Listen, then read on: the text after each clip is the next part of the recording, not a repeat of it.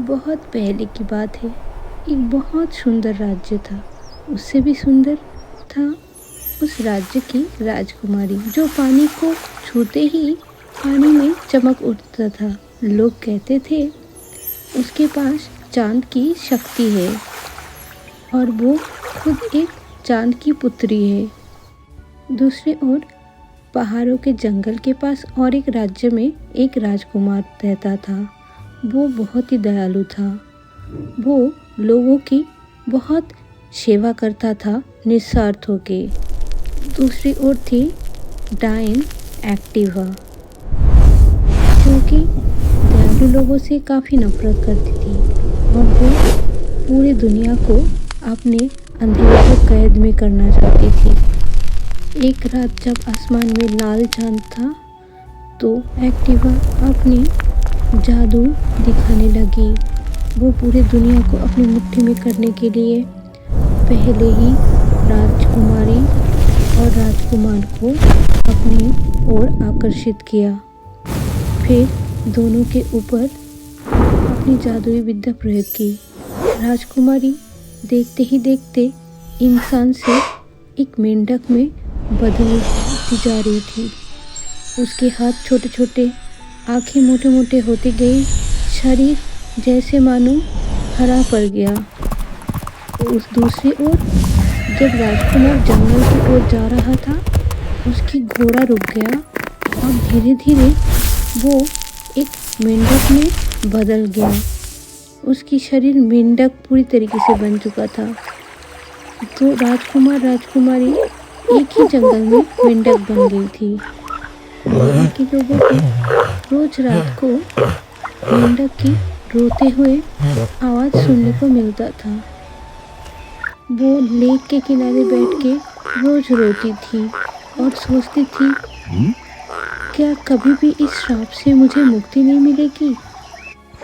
धीरे धीरे राजकुमारी को राजकुमार के से दोस्ती हो गया और दोनों साथ में रोज मिलते होते थे। एक ही तालाब के पास बैठते थे और बातें करते थे और उपाय ढूंढते थे कि इस श्राप से दोनों को कैसे मुक्ति मिलेगी। दोनों वहाँ पे गुजारा बसरा करने लग गए और दोनों की दोस्ती दूसरे मेंढक से भी हो गई। दोनों साथ में सारे आहार एक साथ करते थे और बारिश में या तूफान में दोनों हमेशा साथ रहने लग गए। अचानक एक दिन जंगल के भीतर से ऋषि कछुआ प्रकट हुए और उन्होंने उन दोनों मेंढक राजकुमार राजकुमारियों को बोला, उपाय बताया कि उस श्राप से दोनों को कैसे मुक्ति मिल सकती है। ये रास्ता बहुत ही कठिन है, लेकिन तुम दोनों को साहस रखना पड़ेगा और एक दूसरे के ऊपर पूरा पूरा विश्वास रखना पड़ेगा। ये सब सुन के राजकुमारी डर गई और राजकुमार उसे मना रहा था। दोनों निकल पड़े राह की ओर। दोनों को जाना था उस श्राप को तोड़ने। घने बादलों से घिरे हुए नीले जंगल और गुफा, जहाँ पे दीवार के जैसे आँखें हैं, और ऐसे जादुई नगरी से होते हुए वो फिर पहुँची उस डायन एक्टिवा की गुफा के सामने।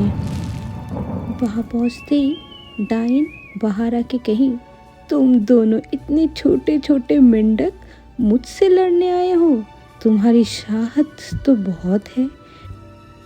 मेंढक राजकुमार ने चिल्लाते हुए कहा, तुम भूल रहे हो प्यार में इतनी ताकत है कि तुम्हें हम दोनों मिलके हरा देंगे।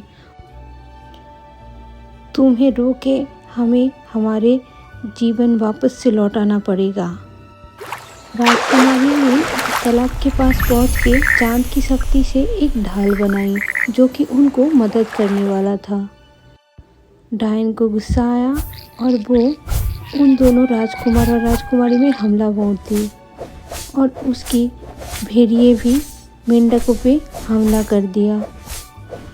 मेंढक राजकुमारी ने चाँद से शक्ति ली और डायन पे छोड़ा। डायन ने राजकुमारी पे हमला करते ही राजकुमार सामने आ गया और राजकुमारी को बचा लिया। डायन ने दोबारा राजकुमारी पे हमला किया तो राजकुमार फिर से राजकुमारी के सामने आके राजकुमारी को बचा लिया। प्यार ने अपनी बलिदान देखी। राजकुमारी के आंखों में आंसू। वो चाँद से प्रार्थना करने लगी कि हे चाँद, मेरे जीवन ले लो लेकिन राजकुमार को बचा दो। राजकुमार के बगैर मैं नहीं जी सकती। तभी उसकी आंखों से रोशनी निकलने लगी। तभी चाँद की शक्ति राजकुमारी पर आ गिरा और काला जादू नष्ट हो गया। दोनों चमक उठे। राजकुमार धीरे धीरे मेंढक से इंसान में बदल गया और दूसरी ओर राजकुमारी भी मेंढक से इंसान बन चुकी थी। राजकुमारी ने सामने देखा तो राजकुमार बेहोश पड़ा था पर जिंदा था। राजकुमारी ने राजकुमार को जगाया। राजकुमार ने बोला, तुम मेरे साथ हो तभी मैं बच गया। राजकुमारी ने राजकुमार के हाथ पकड़ा। दोनों वापस लौट आए अपने साम्राज्य में। दोनों साम्राज्यों में बहुत धूमधाम से जश्न मनाए गए। दोनों के माता पिता बहुत खुश हुए और दोनों अपने प्यार के दास्तां पूरी दुनिया को बताई कि प्यार अगर सच्चा है तो सब कुछ मुमकिन हो सकता है। दोनों राज्य खुशियों से भर गए और दोनों हंसी खुशी अपने जीवन व्यतीत करने लग गए।